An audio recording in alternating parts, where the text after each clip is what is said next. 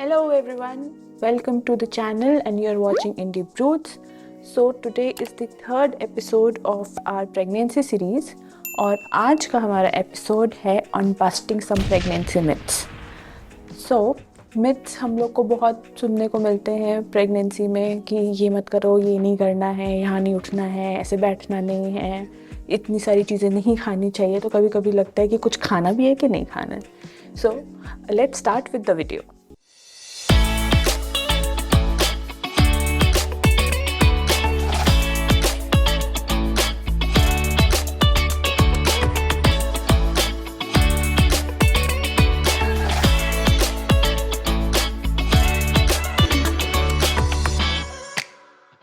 First myth is about stretch marks.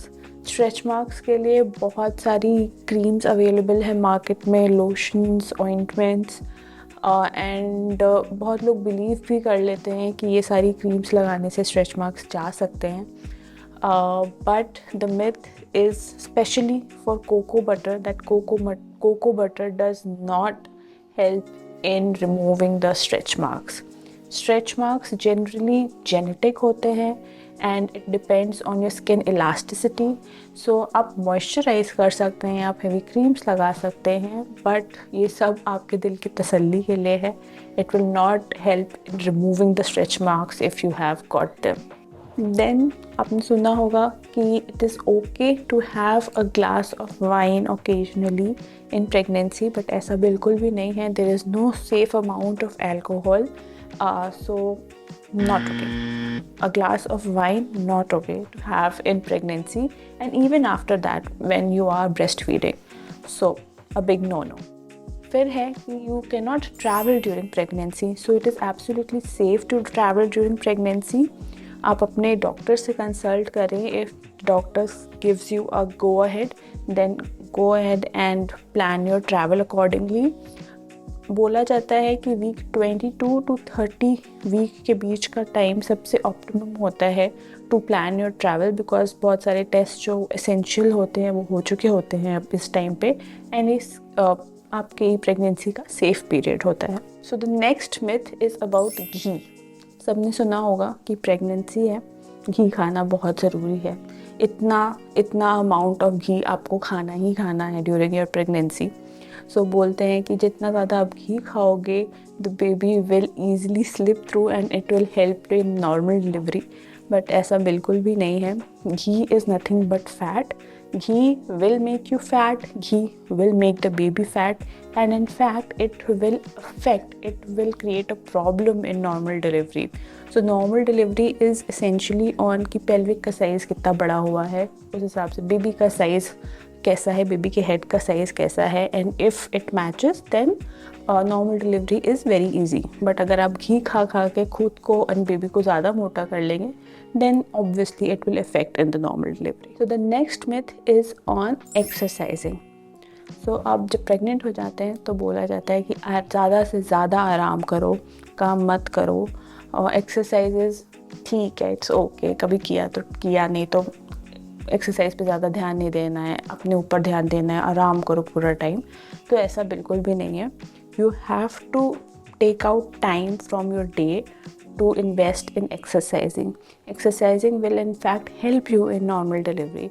It will help in constipation जो कि सबको ही होता है in pregnancy. So make sure you are taking out at least 30 to 40 minutes in your day to exercise. So the next myth is around foods. Actually the next couple of points will be on the type of food that you will be having. So पहला है दही. बोलते हैं दही बहुत ठंडा करता है, so you shouldn't be having that.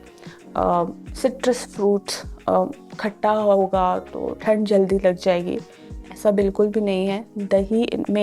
दही प्रोबायोटिक होता है which will help your intestines. It is beneficial for your intestines. Then citrus fruits में विटामिन सी होता है जिससे आयरन एब्जॉर्प्शन में हेल्प होती है. So don't worry, go ahead and have dahi and citrus fruits as much as you want to. Next point is कि किस तरह का खाना खा रहे हो. बहुत ज़्यादा गर्म खाना नहीं खाना है, उससे बेबी को इफ़ेक्ट होगा. जैसे एग्स हो गए, अगर आप प्रेग्नेंट हैं एंड मैंगो का सीज़न है तो बहुत ज़्यादा मैंगो नहीं खाना है. तो in fact egg is a good source of protein, iron, so make sure you are having eggs in your day. Mango आप बिल्कुल एक आध खा सकते हैं अपने पूरे दिन में, it will not affect you. अब किसी भी चीज़ की बहुत ज़्यादा आप क्वांटिटी बढ़ा देंगे तो ऑफ कोर्स वो आपको ख़राब भी करेंगे, चाहे आप प्रेग्नेंट हो या ना हो. ऐसा नहीं है कि आप 5-5 6-6 मैंगोज खा रहे हो. तो एक आध mango in a day is okay, and egg is also good for your pregnancy. Then the next myth is खाना जैसा दिखता है वैसे ही बेबी होगा. So let me elaborate it.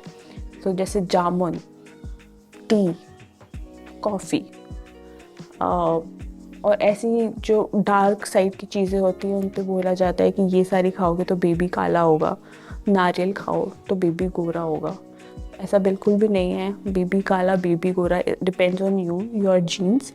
Mother father जैसे हैं, बेबी का स्किन कलर वैसे ही होगा. It is not affected by the kind of food you are eating. Tea and coffee you can have in pregnancy. अगर आप avoid कर सकते तो avoid करिए, but if you want to have, it is okay to have 1 to 2 cups of tea and 1 cup of coffee in your day. Caffeine थोड़ा हमें limit करना होता है, so that's the procedure for having tea or coffee. So कोई भी खाना खाते वक्त you have to ensure कि वो nutritious हो, उसमें न्यूट्रिशन की वैल्यू ज़्यादा हो, क्योंकि बेबी में वो जाएगा. एंड जामुन अगर डार्क है तो बेबी काला नहीं होगा, नारियल अगर वाइट है तो बेबी गोरा नहीं होगा. उसका न्यूट्रिशन जाता है बेबी में. So choose accordingly whatever you want to have. So the next myth is on gender of the baby. तो बहुत सारी चीज़ें बोली जाती हैं कि अगर आप इस तरह के दिख रहे होगे तो बेबी गर्ल होगी, इस तरह के दिख रहे होगे तो बेबी बॉय होगा. तो बोलते हैं कि अगर आपका बेबी बम्प लो है तो बेबी गर्ल होगी, बेबी बम्प अगर एकदम गोल है तो बेबी बॉय होगा. एंड ऑल्सो अगर आपकी स्किन डार्क हो गई है, एक्ने आ रहा है, then it will be a baby girl. And if you are glowing then it will be a baby boy. So ऐसा बिल्कुल भी नहीं है. आप कैसे दिख रहे हो, आपका बेबी बम्प कैसा है, आपके बाल शाइन कर रहे हैं, आपका स्किन ग्लो कर रहा है, इन सारी चीज़ों से जेंडर इफ़ेक्ट नहीं होता है. ना ही आप बता सकते हो कि बेबी गर्ल हो गया या बेबी बॉय होता है. अब बहुत लोग बोलते हैं कि मेरा तुक्का हमेशा काम करता है, but it is just a तुक्का. उसके पीछे कुछ भी साइंटिफिक वैल्यू नहीं है. So these were some of the pregnancy myths जो हमको अक्सर सुनने में आते हैं. So let me know if you relate to them and आपको भी ऐसे सुनने में आया है in the comment section. So if you like the video then please help us by liking, sharing and subscribing to our channel, and let us know in the comment section that if this video was relatable to you. So thank you so much. Goodbye.